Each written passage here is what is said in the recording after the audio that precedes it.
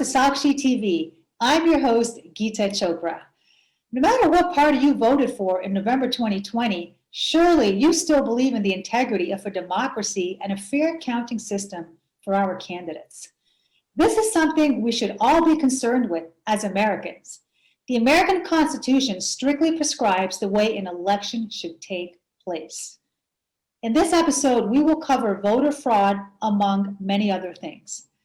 Today, please join me in welcoming the chair of the Monroeville Republican Party, Len Young. Len has been active in politics for 30 years and has served in his current capacity as chair for 3 years and counting. Welcome, Len Young. Thank you, Geeta. Real nice to be here. I appreciate the opportunity. Excellent, excellent. I see you have Donald Trump just over your shoulder there. So blessing us for the episode. All right, great. Well, thank you so much, Len. I'm glad to have you here today. It's an honor and a privilege. I know you have 30 years experience, so we definitely want to dig deep into your brain and see what you have to say. So I'm going to open with my first question. Tell me, in your opinion, do we have a winner of the presidential election 2020 yet? As of this moment, we have 330 million losers. There is no winner yet, but everybody's lost because of all the noise and just a lot of stuff. I don't want to get into detail, but you know what I'm saying. A lot of stuff going back and forth. So until the legitimate winner is declared, we're all losers. You know, well said, Len. And it's really sad because when something like this happens, nobody wins. Ultimately, our country's divided in half. And I heard someone say, no matter who wins the presidential election in 2020, which is still yet to be determined according to you, half of the country will be angry and half of the country would have lost. So we're in a place where we're pretty polarized as Americans. But we'll get more into that. I want to ask you a question because I know previously, and again, I just thank you because I know you personally and I know my family knows you, and I've enjoyed coming out to your meetings. Thank you. You said previously, probably before I was born, you originally voted Democrat when you cast your first vote decades ago. What prompted your particular party switch? And you'll actually find this from a lot of current Republicans. They're going to say a pretty similar thing. My first election was in 1975. I voted Democrat, wasn't real politically involved way back then. Bill Clinton's second election was in 1996. And when I saw the deception and the just all the fraud and boy, all the lying and cheating he was getting away with, I'm a man of principles. And when I detect that kind of activity, the red light goes on and I got to get away from it. Did a little research and saw that really I philosophically aligned more with Republicans and said, see you later, Democrat Party, and I haven't looked back since. Okay, and here's a little something off the record. So you said philosophically, you align your principles more with Republicans. You might be talking today to a predominantly Democrat audience and viewership. I respect that. What would you say to them? I want to really get this out in a professional capacity because these are people who have come from India and believe that because of the regime was so suppressive or oppressive there in certain ways with such heavy government intervention, ownership, state-run banks, state-run schools, which everyone knows is corrupt in their own words. The Indian community would admit to this. But then they come here and then they vote immediately for the left party. So the Democratic Party therefore represents the interests of immigrants. When I make that statement, what's your response? Well, the whole immigration issue, to me anyway, is it's sort of a subtle effect of what we need to look into. What's at stake right now is the very future of the Republic of America. America is not a democracy. America is a representative republic. Got to understand that. And in order to preserve that, there are a lot of forces going on right now that a lot of your viewers may have seen these type of things. It's not very blatant now, unless you really look behind the scenes to see what these, I'm going to call them chameleons because they'll come out saying one thing, but their intentions are quite different, very oppressive, very onerous regulations. You can see this with the pandemic regulations that are put into effect now with the mask wearing and everything. I don't want to get in the weeds, but most of these findings are based on fear and not science. If you really look into it, I've been doing this for a while. And the fact of the matter is the Democrat Party, just in the last 12 years, has degraded excessively. The far left, the ideological left in the United States has pretty much taken over the Democrat Party. And that's what you're left with.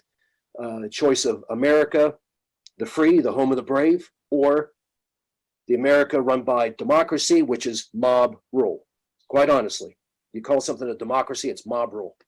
And that's a very good way to put it. I read something recently similar to that description. Mm-hmm. So you're basically saying that, or am I wrong in drawing this conclusion that the original founding principles, James Madison, Thomas Jefferson, all our founding fathers, mm-hmm. is not even reflective in the Democratic Party anymore because it has been taken over by the radical left who, and again, I mean, if you look at me, I'm from an immigrant family, I'm a minority, and I'm even a female. And I'm even a minority within my own group being Christian. So I'm just gonna, I can say this statement. So by a lot of immigrants who have come here, who don't even know the founding principles of our country and who have kind of radicalized it to be something that it is just not, or it's an image in their heads that they bring with them, you know, from the pain body or the generational pain that they experience in their own countries. I don't want to get too far off tangent, but it sounds like that's something similar to what you just described. Yes, and I will tell you, as a practicing Jew myself, in my faith, I'm seeing very similar things going on too, in that respect. A lot of people just don't know. They're just ignorant of the facts. They base a lot of their decisions on their feelings, and that's where they miss the boat. And Donald Trump did quite a lot for Israel, and I believe he was even nominated tremendous. For a Nobel Peace Prize. All the other presidents combined. Yes. Absolutely. Okay, well, I know we got on a little bit of a tangent, but coming back to this, so you mentioned why you switched your party. Now, there's something you said that I want to quote here on the show. You said corrupt Democrat opportunists. Now, I like that phrase, but I want you to elaborate. In your view, who are the opportunists today? Who are these people? Yeah, good question. Just a little clarification. The term is corrupt Democrat operatives. Oh, sorry. That's okay. An opportunist is someone who looks for an opportunity and then takes advantage of it. An operative is the one that creates that opportunity, okay? So they're the ones who are guilty of the crimes, and I can make a list longer than my arm. Are you referring to the people looting companies and setting police cars on fire right now? That's a symptom of the disease. Okay. Good, very good point, because this is what they're trying to do. They're trying to undermine law and order in American society. Yes. That's how you take over society, by reducing or eliminating law and order. When you have this unchecked criminality going on, it's not going to get better. It's going to get worse until law and order is restored. It can be, and that's what needs to happen. So the corrupt Democrat operatives, there's a whole bunch of them that are working behind the scenes very feverishly. I can mention a few names. I don't want to be controversial, but I will tell you this: there are names that everybody watching this show will recognize immediately. Okay. And, okay. I know that as a matter of fact, not fiction. And I appreciate and respect a man of your experience and prestige. I know there's a lot that you're privy to that you probably can't even share, just from inside lines. So you know, I'm respectful of that today. And you know, I really like what you said, because these are the people who are taking advantage. And one thing I could never justify in my mind is a lack of a law and order system, if you will. You know, defunding the police, calling 911, you get a voicemail. I'm not really sure how safe I would feel to leave my house in that capacity. And I did mention that when I interviewed Dinesh D'Souza here on the same platform. But coming back to it, you know, I want to kind of find out more about what you think today. I want to talk to you about buyer's remorse. This is something that you mentioned. And you said that if America elects Joe Biden, they will suffer from buyer's remorse. Can you elaborate, please? A lot of these programs that I'm going to say the left, but it's really the Democrats, because they're the shills for the left. A lot of these programs that they want to institute, Green New Deal, eliminate fossil fuels. Are you kidding me? The American economy was built on oil and gasoline. They want to go to electric vehicles. How are you going to get that electricity? You're going to plug your car into a tree, and that's going to fire it up. You're going to have these big solar panels that on a cloudy day, you're not going to the grocery store. You got to wait for a sunny day. Or you got windmills, and you got a couple days with no wind. Well, you're going to have to wait to run your air conditioner while it's 90 degrees outside and no wind. I'm just giving you some ideas there. They want to pay for all this stuff with government debt. As a lot of your viewers probably know, the government debt right now, last time I checked, I think it's like $25 trillion, $26 trillion, something like that. These are numbers that people have absolutely no concept of how much money that is. It's huge, but the only way to put it, to wrap our heads around this to something we can understand is, if we have more debt, we're not getting less debt. The only way to have less debt is less spending. It's the only way to do it. You can increase revenue, that's fine, but you're never going to increase revenue and spending and reduce the debt. It won't happen. Well, I think it goes back to a basic economic principle and microeconomics, and just being an economics major myself, I would say, just being fiscally conservative by nature, most people who major in economics, it's like a religion to us. Of course, my second religion, but definitely, we can prove by math, by graphs and charts, basically by mathematics, why government intervention is always going to be inefficient. The shaded portion on the graph, and I'm visualizing it as we speak, you can't tax your way out of problems, and it's always about the free market system prevailing and being more efficient. And I know that's another topic. I recently interviewed the SBA on my show, and they did talk a little bit about private enterprise and how that's a blessing to the economy, the small businesses of America, which are second to none. So let me finish that question with one other point. Yeah. As government regulation, government interference with business increases, our freedoms decrease. Right. It's a matter of fact. There's no balance or anything like that. Our freedoms will slowly disappear, a little bit at a time. We all know about the frog in the boiling water. You want to boil a frog, put them in cool water, and just turn up the heat real slow. Our freedoms will disappear slowly, but they're going to disappear. The real problem with all this is no accountability for these government bureaucrats. There are, I think, 1.5 million government workers just in Washington, D.C. alone, let alone throughout the country. I don't know. But there's no accountability for them. They make a mistake, too bad. They still get paid. This whole pandemic, tell me, has one federal employee lost their job? Even though, 50 million Americans lost their job because of the pandemic? We're slowly getting those back. But no, the government employees did not. In fact, the Democrats are looking for more money for the government employees, more money, more benefits that we have to pay for. The unaccountable bureaucrats, that's going to be the downfall of our government.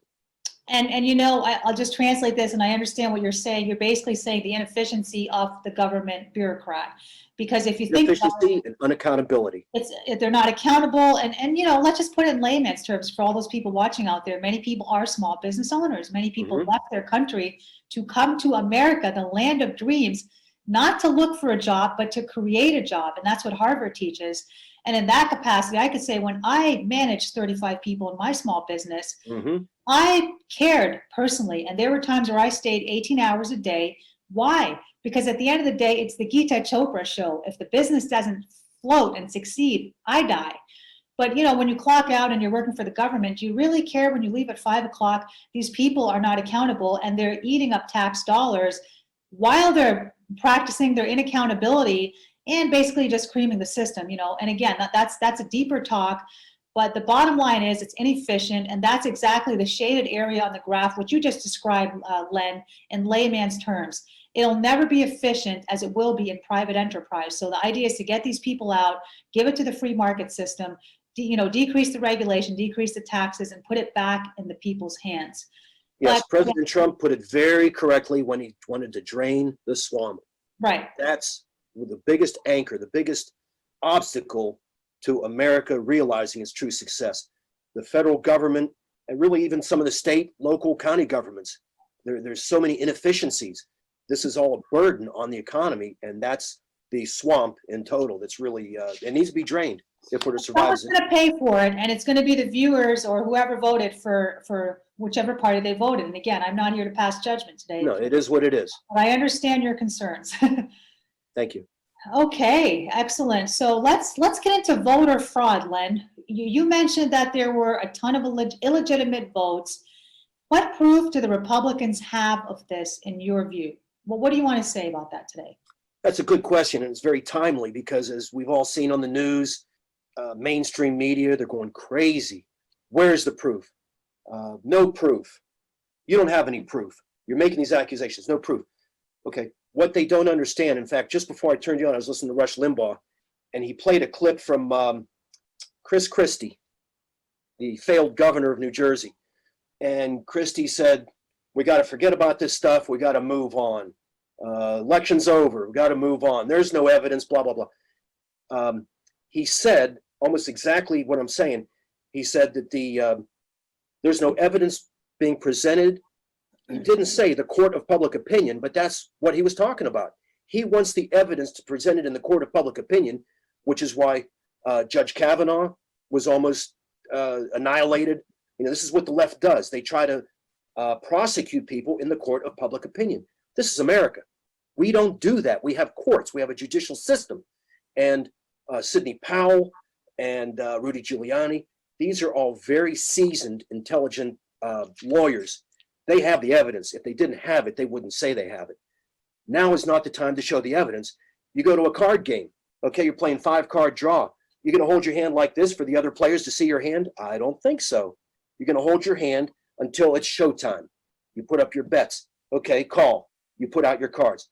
This is what a court of law is for. You save your cards for when you go in that court of law, put out your evidence. God willing, we're going to have a fair and righteous judge that's going to say, this is insane. This whole election was so fraudulent. I wouldn't be surprised if the whole thing was called null and void. There actually should be a whole other election. This is just so insane. But that's my opinion, based on fact. Okay. I hope that answered your question. If not, I'll Oh, absolutely. I'm excited to find out more about it. And I know you know more than I know. So It's this incredible. is great. And I can only imagine the frustration. Now, in your opinion as a leader, well, what do you feel the nation should be doing right now? First of all, praying to their God. That's the first and foremost thing, praying to their God. As chair of the committee, I've had a lot of people contact me. I got friends calling me from 5-6 years ago. I haven't heard from them. They're calling me on the phone. Len, what do we do? What do we do? Well, first, if you have the means, give a monetary donation to the Trump Defense Fund, because that funds these attorneys. Can't do it for free. And the other thing is pray, of course. And the third thing I'm telling people to do is contact their state representatives. Everybody's got a state representative. I'm almost insulted at how many people don't know who their state representative is or their state senator. Maybe they'll find out during election time, and then you don't hear from them, and nobody knows who they are. So, For the record, who is it for Pennsylvania where you're from? well, in Monroeville, we are currently our state representative, Brandon Markosik, in the 25th legislative district. Our state senator currently is Jim Brewster. God willing, he's going to retire. And Nicole Ziccarelli, the Republican contender who really should have beat him, is still very close in the votes now, but I don't want to get in the weeds on that. But Jim Brewster is our state senator. I've already contacted their offices several times because it's up to the state legislatures. As I said before, the federal constitution prescribes how elections are run. The state legislature, it says right in the Constitution, the state legislators prescribe the method by which elections are run in the individual states. That's called federalism. Right. I don't want to get too much in the weeds, but that's what people need to do. Pray, contribute, and contact your local representatives. We need an end to this. The fraud needs to be uncovered. Not just call the election. Can't just do that. The fraud needs to be uncovered. It's obscene. It's obscene, the amount of fraud that's happened. That's really good advice. Now, in terms of the voter fraud, so other than illegitimate votes, what else, if you can reveal, has gone wrong this election year? Well, what did the elect do? It's a known fact that on election night at about 2 o'clock in the morning, I don't know how many states, about a dozen states, the election counting stopped. It all stopped at the same time. for like 2 hours. What happened in that time? We have witnesses, sworn affidavits by witnesses who saw vehicles coming to the polling places or the ballot counting places, boxes taken out of these vehicles. Some people were told, oh, it's food for the workers.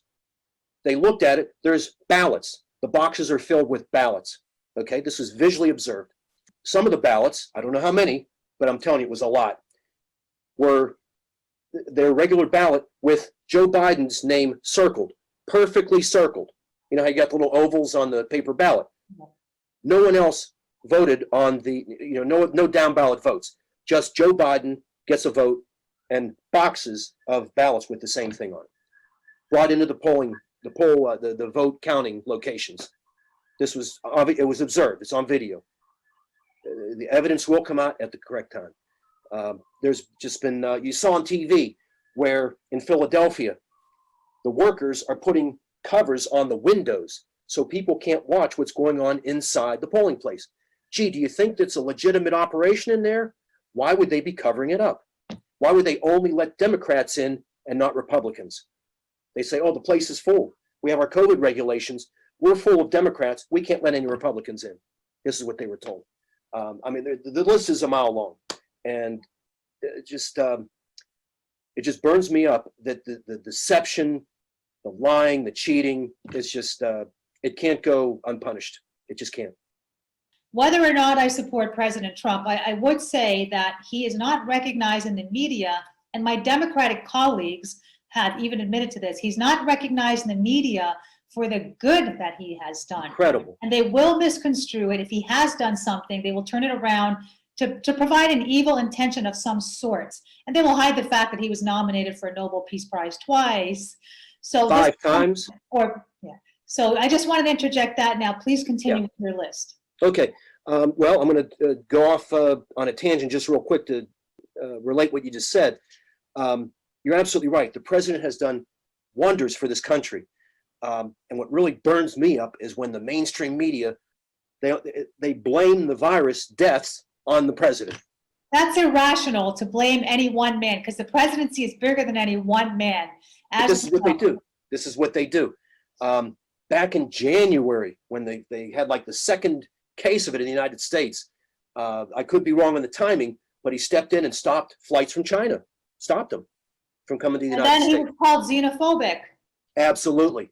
Nancy Pelosi in late February out there in San Francisco, come on down to Chinatown, come on down. No masks, no social distancing, no nothing. Come on down.